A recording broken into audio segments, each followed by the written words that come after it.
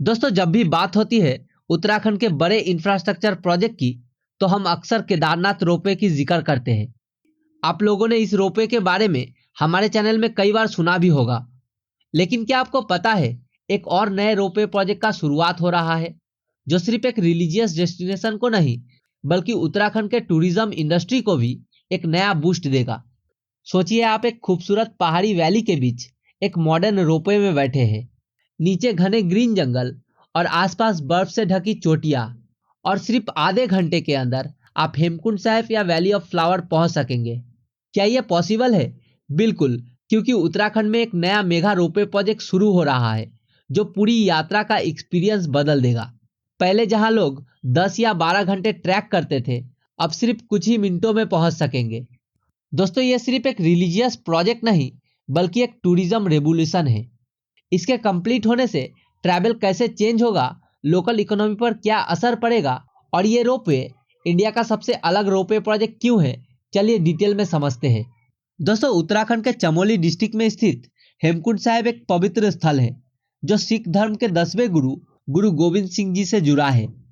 सिख धर्म के अनुयायी मानते हैं कि गुरु गोविंद सिंह जी ने यहाँ कठिन तपस्या की थी, और इसी वजह से यहाँ एक गुरुद्वारा बना है, जो दुनिया के सबसे ऊंचाई पर स्थित गुरुद्वारा में से एक है। दोस्तों, हर साल मई से लेकर सितंबर तक यहाँ लाखों श्रद्धालु आते हैं। लेकिन यात्रा आसान नहीं है। गोविंद घाट से हेमकुंड साहिब तक का सफर 21 किलोमीटर का है, जो सिर्फ पैदल, खच्चर या पालकी के माध्यम से तय किया जाता है।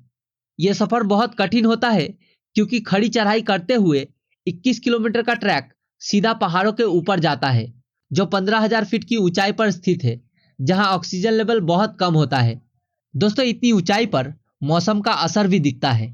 कभी बारिश, कभी बर्फ, और कभी एक्सट्रीम ठंड। ये सब यात्रा को और मुश्किल बनाते हैं। दोस्तों, हेमकुंड साहिब की यात्रा फिजिकली फिट लोगों के लिए ही सुटेबल है। बुजुर्ग और बच्चों के लिए यह यात्रा काफी कठिन होता है, और आज इसी प्रॉब्लम का परमानेंट सोल्यूशन है हेमकुंड साहिब रोपवे, जो इस कठिन सफर को सिर्फ कुछ ही घंटों का बना देगा। दोस्तों, इंडियन गवर्नमेंट ने 12.4 किलोमीटर की हेमकुंड साहिब रोपवे प्रोजेक्ट को अप्रूव कर दिया है, जो 2,730 करोड़ की कॉस्ट से बनेगा। ये रोपवे पर्वतमाला परियोजना का हिस्सा है, जो माउंटेन टूरिज्म और एक्सेसिबिलिटी को बढ़ाने के लिए एक मेजर इनिशिएटिव है। दूसरा प्रोजेक्ट हेमकुंड साहिब का रोपवे अपने उत्तराखंड में ऋषिकेश से ऊपर जाते हैं। गोविंद घाट एक बेस कैंप है। गोविंद घाट से घाघरिया जाना और घाघरिया से आगे हेमकुंड साहिब जाना या फिर वैली ऑफ फ्लावर्स जाना, दोनों को ट्रैकिंग से करना पड़ता है। और ये ट्रैकिंग का जो टाइम है और एफर्ट है, वो अपने आप में बहुत एक सिग्निफिकेंट एफर्ट है। और हेमकुंड साहिब एक महत्वपूर्ण स्थान है हमारी संस्कृति में।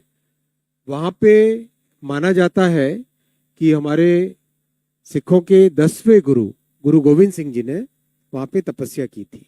भगवान राम के भाई लक्ष्मण जी ने भी साधना हेमकुंड साहिब में की थी, ऐसा भी सब जगह माना जाता है। इसलिए इसका बहुत बड़ा महत्वपूर्ण स्थान है। हेमकुंड साहिब में जैसे पिछले साल करीब करीब 1,77,000 लोग गए।